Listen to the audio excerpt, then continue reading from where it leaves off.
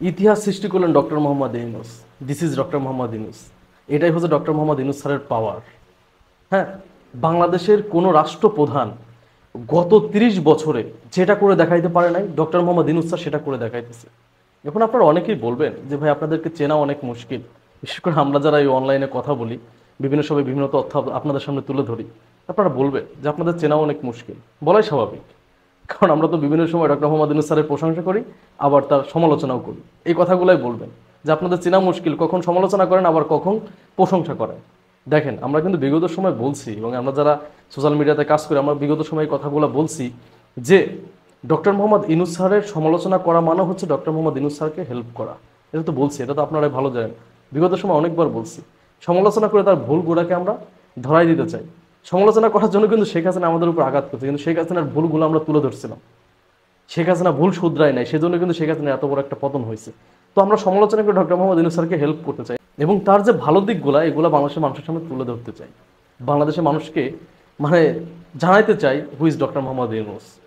শেখ হাসিনা এই ডক্টর মোহাম্মদ ইউনূসকে, এত বড় সম্মানিত একজন ব্যক্তিকে পদ্মা সেতুর থেকে মানে টুস করে ফেলে দিবে, সেই কথাগুলাই বলছে।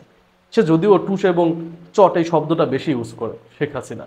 যাই হোক, এখন আসেন বলি, এই যে ডক্টর মোহাম্মদ ইউনূস স্যারের উপর কিন্তু চারিদিক থেকে চাপ ছিল।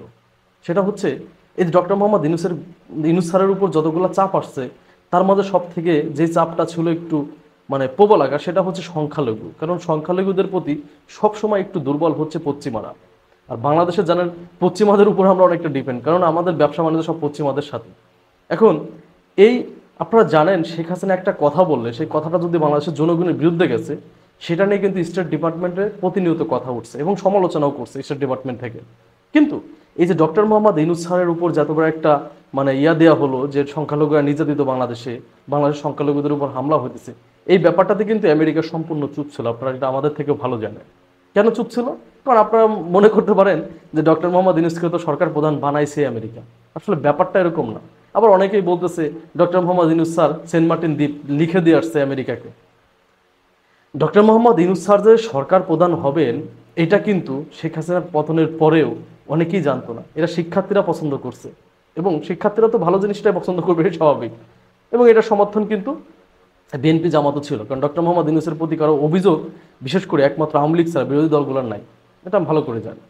তার মতো একজন ব্যক্তি মানে একটা রাষ্ট্রপ্রধান হওয়া মানে অনেক বড় ব্যাপার। এখন ডক্টর মোহাম্মদ ইউনূস স্যার এই যে জাতিসংঘের যে অধিবেশনে যাবেন, এটা তো আপনারা সবাই জানেন। এটা নিয়ে অনেক সমালোচনা হইতেছে যে যাওয়ার কথা 7 জন, সেখানে 75 জন যাচ্ছে। যাই হোক, সমালোচনা তো হবেই।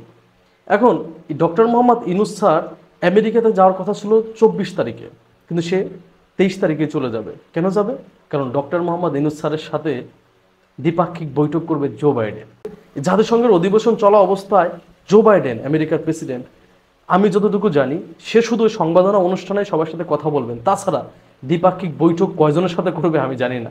কিন্তু ডক্টর মোহাম্মদ ইউনূস স্যার মাত্র বাংলাদেশের দায়িত্ব নিয়েছে 2 মাস, 2 মাসও হয় না। এই 2 মাসের মাথায় ডক্টর মোহাম্মদ ইউনূস স্যারের সাথে দ্বিপাক্ষিক বৈঠক করবে কে? Joe Biden. চিন্তা করতে পারছেন? এনাকে বাংলাদেশের মানুষ আমরাই দাম দিতে পারি, কিন্তু পৃথিবীর বিভিন্ন দেশ কিন্তু এনাকে নিয়ে চিন্তা করে। এখন বাংলাদেশের মতো ক্ষুদ্র একটা দেশ, ছোট একটা দেশ, এই ছোট একটা দেশের প্রধানের সাথে এই জাতিসংঘের অধিবেশন চলা অবস্থায় জো বাইডেন যখন মিটিং করবে, এটা কিন্তু পৃথিবীর সব দেশে জানবে যে আমরা বাংলাদেশের রাষ্ট্রপ্রধান হিসেবে কাকে পাইছি। বুঝতে পারছেন? এটাই রাষ্ট্রপ্রধান হিসেবে কাকে পাইছি। এখন ডক্টর মোহাম্মদ ইউনূস স্যার তো ভালো, তার দ্বারা বাংলাদেশের কোনো ক্ষতি হবে না, কিন্তু তার যে মন্ত্রণালয়গুলাই আছে, সেই মন্ত্রণালয়গুলোর দায়িত্ব যারা পাইছে, এরা কি ঠিকমতো কাজ করতে পারবে? এরা যখন ঠিকমতো কাজ করবে না, তখন কিন্তু এই দোষটা কিন্তু ডক্টর মোহাম্মদ ইউনূস স্যারের উপর গিয়েই পড়বে। বুঝতে পারছেন? এছাড়া ডক্টর মোহাম্মদ ইউনূস স্যার বলছে যে আসলে আমরা রাষ্ট্র পরিচালনা করার লোক না, আমরা আপনাদের কাজটা শেষ করে দিয়ে চলে যাব। এটা আমি বিশ্বাস করি সে টাইম নিবে না, কারণ সে বাংলাদেশের মানুষের পালসটা বোঝে। তারপর একটা কথা বলি যে ডক্টর মোহাম্মদ ইউনূস স্যার সরকার প্রধান হওয়ার পরে পশ্চিমারা যেভাবে ডক্টর মোহাম্মদ ইউনূস স্যারের পাশে আছে, কারণ তারা জানে বাংলাদেশে এখন সব থেকে বড় প্রবলেম হচ্ছে অর্থনৈতিক প্রবলেম। এই অর্থনৈতিক প্রবলেমের সাপোর্টটা কিন্তু পশ্চিমারা দিচ্ছে। এটা কার জন্য দিচ্ছে? আমেরিকার জন্য দিচ্ছে, কারণ আমেরিকা ডক্টর মোহাম্মদ ইউনূস স্যারকে প্রথম সহায়তা করার কথা বলে, তারপরে বিশ্ব ব্যাংক, এখন জার্মানি, সবাই করতেছে। তো যাই হোক, এই দ্বিপাক্ষিক বৈঠকের মাধ্যমে আরও ভালো কিছু সিদ্ধান্ত আসবে, যেগুলো বাংলাদেশের জনগণের পক্ষেই থাকবে ইনশাল্লাহ। আমরা সেই আশাই করতেছি, কারণ আমরা সুন্দর একটা বাংলাদেশ গড়ার স্বপ্ন দেখি। যেখানে কোনো বৈষম্য থাকবে না, যেখানে সবাই স্বাধীনভাবে কথা বলবে। রাতে একজন মা একজন বোন ঘর থেকে বের হইতে পারবে, তার আর ওই ধর্ষণের ভয় থাকবে না। এমন একটা বাংলাদেশের স্বপ্ন আমরা দেখি। আশা করি সেই সামনে একটা বাংলাদেশের রোডম্যাপ তৈরি করে দিয়েই ডক্টর মোহাম্মদ ইউনূস স্যার যাবেন এবং আগামীতে সেভাবে রাষ্ট্র পরিচালনা হবে। ধন্যবাদ সবাইকে। আসসালামু আলাইকুম।